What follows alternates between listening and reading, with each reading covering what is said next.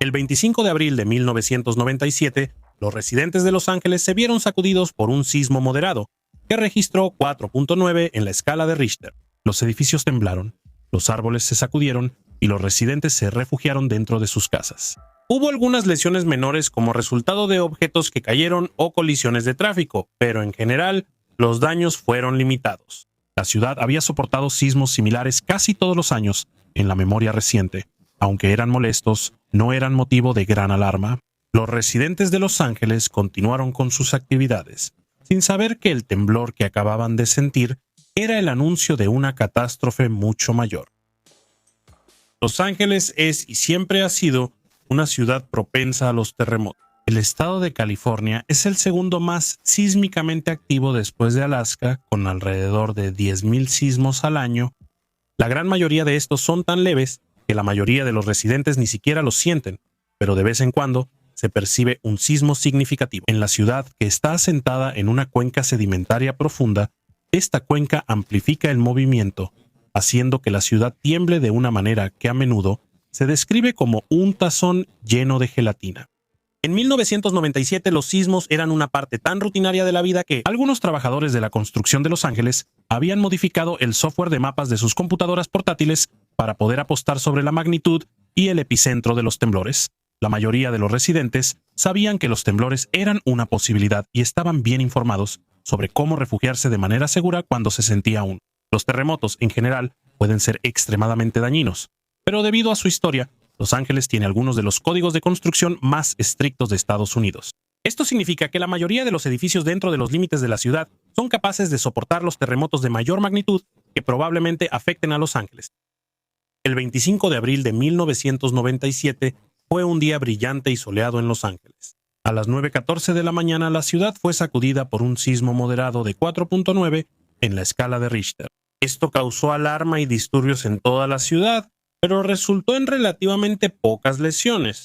En cuestión de horas, cierto grado de normalidad había regresado. Sin embargo, alrededor de las 11 de la mañana, ocurrió un accidente en el Parque MacArthur. 7 trabajadores de la ciudad que realizaban mantenimiento en un desagüe pluvial cerca del parque sufrieron quemaduras graves mientras estaban bajo tierra, y las lesiones fueron fatales en todos los casos excepto en uno. El trabajador sobreviviente quedó en estado crítico y no pudo informar exactamente qué causó el accidente. Pero las autoridades supusieron que los trabajadores se habían encontrado con una tubería de vapor de alta presión o una bolsa de vapor. Mike Rourke, el director de la Oficina de Manejo de Emergencias, buscó cerrar el parque y cortar el suministro de gas, pero fue anulado por los jefes de otros departamentos. La situación, a pesar de las preocupaciones de un sismólogo consultor, parecía estar bajo control y no se tomó ninguna otra medida ese día. Pequeñas réplicas continuaron durante la noche, hasta alrededor de las 5 a.m. de la mañana siguiente, momento en el que la situación se deterioró rápidamente. Un sismo de una magnitud sin precedentes sacudió la ciudad, causando una gran angustia y daños significativos. Apenas unos minutos después, los pozos de alquitrán de La Brea entraron en erupción, estallando en llamas y expulsando una mezcla de vapor, gases calientes y roca fundida. Los pozos de alquitrán de La Brea son un sitio de investigación y una atracción turística de larga data en Los Ángeles, compuestos por varios pequeños lagos de petróleo crudo que brota naturalmente del suelo. Durante miles de años, este petróleo se ha endurecido y convertido en asfalto natural, atrapando y preservando a animales en su interior en ocasiones. Ahora, estos pozos de petróleo crudo que brota se incendiaron. Las tapas de las alcantarillas explotaron en las carreteras cercanas en columnas de vapor a presión y los edificios se incendiaron. El humo y la ceniza que caía llenaron el aire, y una enorme cantidad de lo que solo podría describirse como lava se derramó de una abertura recién formada en los pozos de alquitrán. Contra todo pronóstico y como confirmó rápidamente el Servicio Geológico de los Estados Unidos, un volcán completamente nuevo se había formado justo en el centro de Los Ángeles, y ahora estaba haciendo erupción violentamente. En escenas inquietantemente parecidas, pero técnicamente distintas a las de la película, el director de Dante's Peak, Mike Rourke, de la Oficina de Manejo de Emergencias, pasaba por las pozas de alquitrán camino a su trabajo en ese momento y quedó atrapado en el caos. Él personalmente ofreció primeros auxilios a las personas heridas y fue testigo de la destrucción de un camión de bomberos por una bomba volcánica siendo una roca volcánica ardiente expulsada de un volcán durante su erupción. Estas escenas fueron transmitidas en vivo por las noticias locales, lo que provocó miedo y pánico, y resultó en brotes esporádicos de saqueos. La Guardia Nacional fue activada para ayudar a contener la emergencia. Cuando la lava comenzó a fluir por Wilshire Boulevard, el señor Rourke empezó a coordinar una respuesta de emergencia. Se ensamblaron barreras de concreto en la calle, formando una presa en forma de herradura al final de la calle, y los camiones de bomberos y aeronaves contra incendios se mantuvieron en reserva. Cuando la lava llegó a la presa y comenzó a acumularse ahí, se liberó una gran cantidad de agua sobre ella, enfriándola y haciendo que rápidamente se formara una corteza, convirtiéndose, en efecto, en una presa natural. Tras este notable control, los medios de comunicación se apresuraron a informar que el peligro había terminado, pero esto era incorrecto. La lava continuó fluyendo a través de túneles subterráneos existentes. La sismóloga Amy Barnes trabajó con Mike Rourke para rastrear estos flujos de lava y determinar dónde emergería la roca fundida. Para su consternación, este lugar sería el Centro Médico Sinaí de Cedar, el sitio al que la gran mayoría de los heridos en el caos hasta ese momento habían sido llevados. De hecho, la propia hija del señor Rourke, que había sufrido quemaduras leves, había sido evacuada al hospital, ya que se creía que era el punto de reunión más seguro para los heridos. El resultado final de esto fue que el hospital estaba peligrosamente sobrepoblado, con pacientes refugiándose en el estacionamiento y en negocios cercanos. Los cirujanos trabajaron para realizar tratamientos de emergencia que salvaran vidas bajo luces portátiles. Al hospital solo le dieron 30 minutos para evacuar, una tarea casi imposible dado el número de heridos y la naturaleza compleja de muchas de sus lesiones.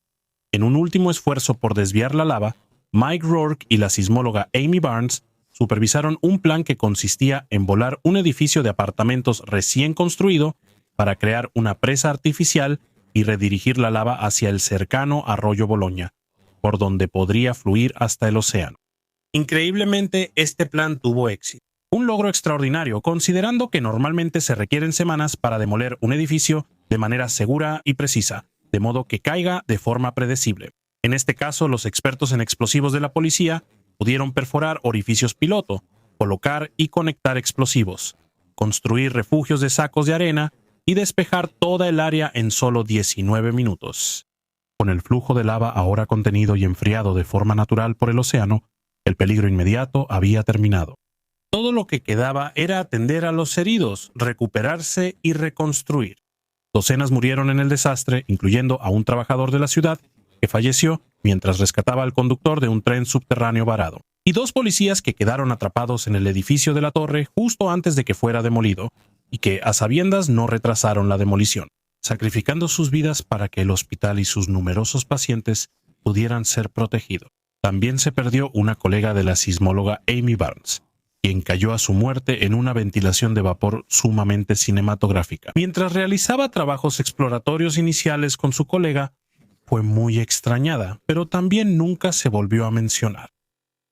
Aunque fue fundamental en la coordinación de la respuesta de emergencia, el director de la OM, Mike Rourke, más tarde enfrentó críticas por permanecer en la zona de peligro, en lugar de regresar al centro de mando de la agencia, donde sus habilidades y conocimientos podrían haberse aprovechado mejor. De hecho, sus acciones ese día lo dejaron atrapado por árboles en llamas y el avance de la lava en varias ocasiones. También había robado una motocicleta de la policía y pasó tiempo valioso intentando usar un taladro neumático para crear un agujero para explosivos. A pesar de no tener entrenamiento en esa área, algo que los críticos dijeron que representaba una mala gestión de recursos y un fracaso en la administración de la cadena de mando. Mike Rourke respondió diciendo que estaba de vacaciones. Él y su hija sobrevivieron al desastre, a pesar de estar constantemente en proximidad extrema al peligro durante todo el tiempo. Su supervivencia fue aún más milagrosa, debido a la condición médica única de su hija.